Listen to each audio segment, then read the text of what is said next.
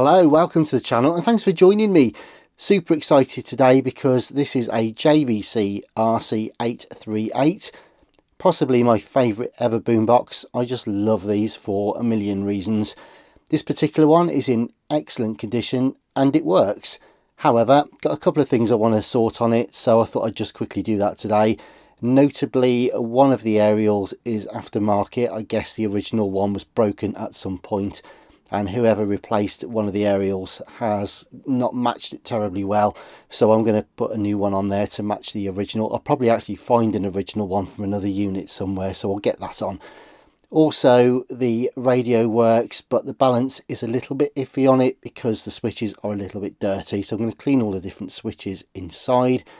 And the tape player works, it fast forwards, it rewinds, it plays, the take up's okay, but it hasn't been serviced in living memory, so I'm going to go ahead and service it anyway and put new belts on and do all the usual. Plus also, whilst I'm in there, I'm going to lubricate the cassette door. You'll see if I eject it, it doesn't open under its own steam, so I'm just going to carefully tease it out now and you'll see what I mean. So it will open and it will close,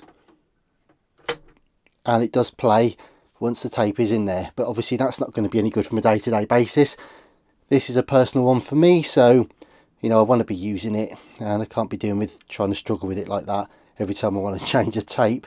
Plus also, of course, it's not going to be any good for the mech if I've got to force it. There's a danger I could break it at some point. So all I've got to do today then is clean the switches, service the mech, sort out that sticky cassette door, replace the aerial, give the whole thing a deep clean and a polish, and it should be quite a quick and easy one today, so let's get on with it. There we go, so we've got the various knobs and controls off, we've taken all the rear casing screws out of the back, and this is what we're left with. So quite a lot going on here, big old girl this one. Mech is still buried deep inside there. We'll actually get to it from the other side, so the next job is to remove the entire chassis. I'm not at this stage worried about taking out the separate radio boards, amp boards, or the transformer side or anything like that. So just going to get the whole chassis out now and then we'll turn it over, have a look at the mech.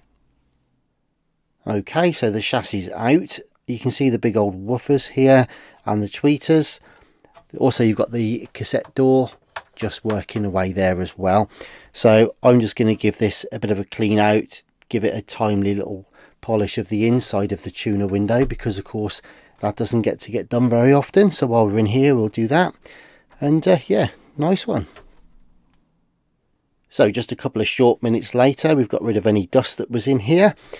To be honest, for 40 odd years of age, it's exceptionally clean anyway. I don't think this was used very much, given that the cassette door was quite firm and that there's barely any dust in here. Normally there are all manner of dust and dirt and debris inside the casing that gets in through the vents, so I think it's lived quite a sheltered life. Good stuff. Anyway, that's that bit done. Let's focus on the main part of the unit. So here we are, front side of the inside, and the mech is the part we're thinking about now. I've just given everything a cursory clean as well while I'm here, but now it's time to clean the mech. So just going to go through, clean the heads, the capstan, the pinch roller, clean any of the other rubbers, the brakes, re-lubricate anything else, get the dust and the dirt out. And there's the counter belt. That'll be the first of several that we need to replace today. Although technically it does work, if we're going to replace everything we may as well do it properly. So yeah, that'll be the first one to come off. So I'm just going to go ahead and give that all a clean, and then we'll get the mechanism out, look at the other side, see what needs doing there.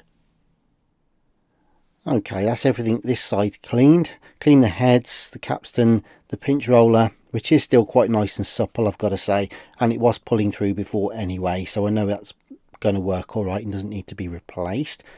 So next job is going to be unscrewing the mech, turning that over. As I say, let's have a look at the other side and see what we need to do with the belts there. Oh, I have taken the counterbelt off, but it's quite tricky to get past the hall sensor on that side, so I'll probably just do the whole thing once the mech is out in a moment. Okay, so the counterbelt's off. You can see the back of the hall sensor just there, and there's the flywheel. As I say, it's all working, the belt's okay, but I just want to put a new one on. So I'm just going to get this backing plate off now, withdraw the old belt, clean the pulleys, put the new belt on. But also while I'm here, look, this on the side is the actuating rod for, there you go, that's the actuating rod for the cassette door. So you can see it's quite tight, quite sticky. So even though the door hinge itself is okay, as we saw on the front casing, this is the actual actuating arm, as it were. So we need to lubricate that up, or free up the sticky old grease and re-lube it, and that will cure that problem. So I've managed to get the cover plate off, which we needed to in the end ideally. Someone's been in here before and had trouble getting this off, so one of the screws was a bit chewed up, but I've managed to get it free, fortunately. Also just measured the belts up as well, so you can see a little bit deformed. They were still working okay, but like I say, we're getting some fresh ones on, so I've measured those up, got those on order, and just while they're on their way, I've cleaned the running surfaces for the belt, ready for when the main belt arrives. And I've also cleaned and lubricated the damper or control arm, as it were, for the ejector mechanism, so hopefully that will still work nicely afterwards. It's weird, but it does feel quite stiff still, but it is clean, it is lubricated, so I can only imagine with the lever arm, once the actual bar is in place and everything's reassembled, that should work nicely. But anyway, it feels like that's about as much as I can do on that. So yeah, all I'm going to do now is clean the switches and sliders and stuff like that, get the dust out, get some alcohol in there and some lube, and then everything will be ready to go once the belts arrive in the next couple of days. Okay, it's a couple of days later. I'm pleased to say my cold is now nearly gone, and the belts have arrived. There's the old ones. I've got the new ones here to try, so I'm going to get those on, and then we should be on the home straight. So that's the counter belt back on, and that is running beautifully. I've turned it over this way because it turned out to be easier to thread it through from that side after all. That's lovely now. The original counter belt did work and it wasn't really going to be a problem, I don't think, but it's always a good excuse at this juncture to go in there and get the specs for everything and figure it all out. Not to mention every little helps, so even if the counter belt is out of true, it's going to have some sort of effect on the playback variance, so why not replace it? Right, I'm going to turn this back over and get the main belt on. So there we go, the main drive belt is back on. That's all checked for tension. I'm happy with all of that. I've also now reinstated the nylon bearer for the back of the flywheel there, and reinstated the backing plate and the electrical contact tag. The shield plate is now screwed back in as well. So all that remains, I think, is to reconnect the cables, get this screwed back into the chassis. Then we can think about putting the chassis back into the actual housing. So I've fixed the mech back in, lined it up with the record bar and what have you, and just about to give everything a check and a once over before I put it back in. And I noticed that there's actually a detached cable here, and that's from one of the condenser mics. And unusual, because I'm generally very careful, and you can see by this sponge underneath here actually that I always protect things. I keep the rod antenna away from the ground when I'm working and all that kind of stuff. And yeah, I went and just checked the photograph, or I take a bunch of photos when I open it, just as a ready reckoner for cable routing and things like that, and I noticed that this was already broken. So I think someone has tried to get in here before. Obviously the aerial we know has been replaced in the past, so somebody has definitely been inside to replace the aerial, if nothing else. I also noticed, didn't I, that there was a chewed up screw on the cover plate that you need to replace the belts, which hadn't been out yet, so I've managed to get that out. But then again, you see, I see that there's a broken cable, so I think what they've done is just been a bit heavy-handed, or not really given that much consideration at the time. And fortunately, they've obviously not needed to use the record function on it, or they'd have noticed that. But in any event, I'm going to strip that wire back, get it tinned up. It looks like part of the cable is actually connected, or left connected to one of the solder joints there. Pretty sure that's where it's come from. So I'm going to go ahead, reconnect that, just check everything's nice and clean, make sure the switches are all clean and what have you, get it back inside the chassis. So I've soldered the condenser mic back on. I'm happy that everything else is zipped up the way it's supposed to be. So moment of truth, let's put a tape in and see what happens. First I'll just rewind it. Lovely, you can see the counters going around nicely. Nice and smooth. Fast forward. Same again. Smooth, quiet, counter spinning beautifully. And play then. Let's just check the take up.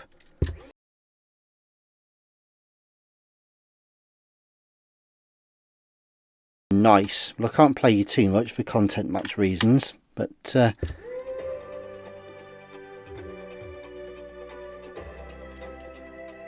nice. Well, I'll go ahead and get a calibration tape in there and just double check and verify the speed versus the true speed, as it were.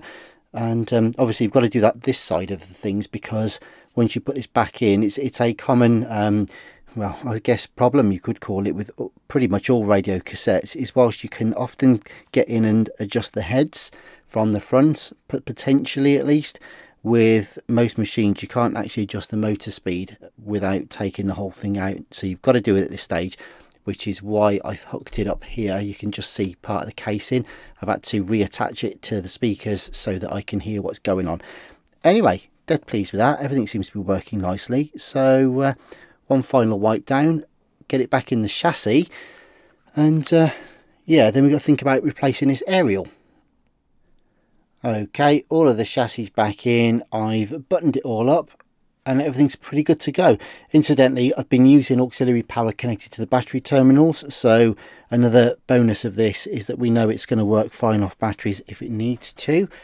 So pretty much all that remains is to get the back cover on and give it a clean. But if you remember from the beginning, if I just turn this back cover over, we've got one original aerial along there, and this particular one is different. It's not the right size, so I'm going to see if I can replace that now. I've managed to pilfer one from an old RC-838LB just there, which I think is the same. I hope it's the same as the original. Yeah, yes it is. Perfect, good stuff. So yeah, we're just going to swap that out now, get the back cover on, give it a deep clean. There we go, so the matching aerial is on and that looks fantastic. Incidentally, something that had bothered me, and I kept forgetting to mention on this, in fact the only thing that was broken really on it, was that there are little retainers here that hold the aerial, so they snap in like so, like that. And the one on this side, where someone had put in a bodged aftermarket aerial that was too fat and didn't work, it kind of worked, but it was too wide. They'd managed to actually snap part of the tang off, so it's hard to see it from there, but basically it's supposed to sort of protrude about 5mm or so away from the chassis to actually engage there. Now fortunately I've just had a look on my project 838 and I've got some on there that were working absolutely fine, so I'm just going to pop that in now, if I can remember how it went. But they kind of lock in like so. So now the new aerial and the new tang are in place, and that's literally the first time I've just done that, and that works perfectly. Really pleased with that.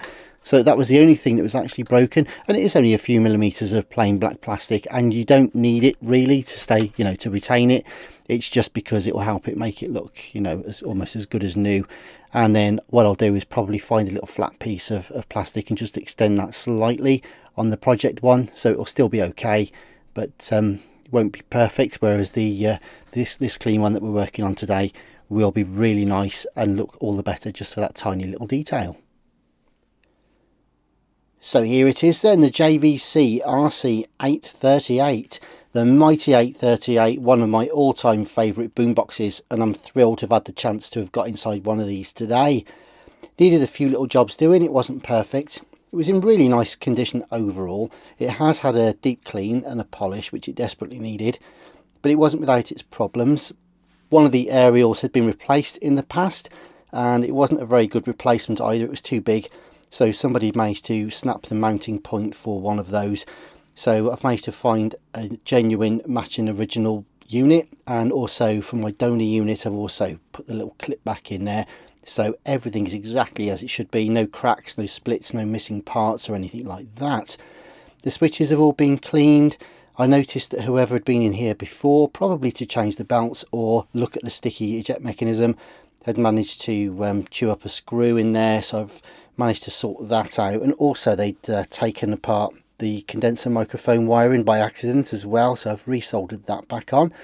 But yeah, in terms of the cassette mech then, the main thing was we couldn't get into the unit for a start. The actual actuating ram was pretty much seized up, and the only way to get to that is really from the inside. So we've managed to lubricate and clean that, free that back up again, and we've replaced both the belts, cleaned the heads, the capstan, the pinch roller, cleaned the mechanism, reassembled the whole thing, and now it's absolutely beautiful. If I just press eject now, look at that.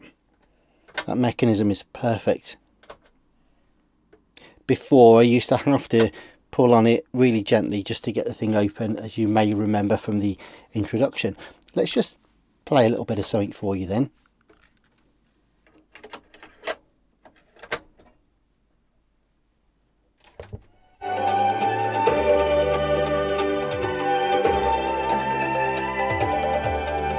And rewind.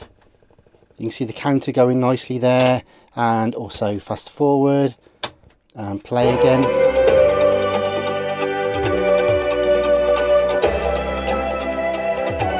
Lovely, just the job. And I'll just play with a bit of radio while I'm here.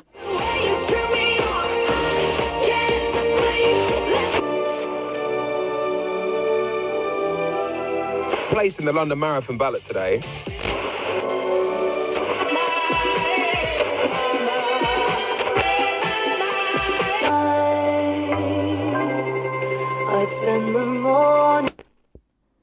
I just killed the lights then, so it didn't interfere with the FM signal in this room. But yeah, you can tell it's very selective, the radio, and very sensitive. Absolutely brilliant FM on this. So yep, there it is. Radio works nicely. Switches are all great. The mechanism's working, an absolute treat. She's totally complete. All original specification. Deep cleaned, gleaming, looking resplendent, and I'm absolutely thrilled with it. So thank you ever so much for watching. Hope you enjoyed it. Please check out some of my other videos. I'll see you soon. All the best for now. Bye bye.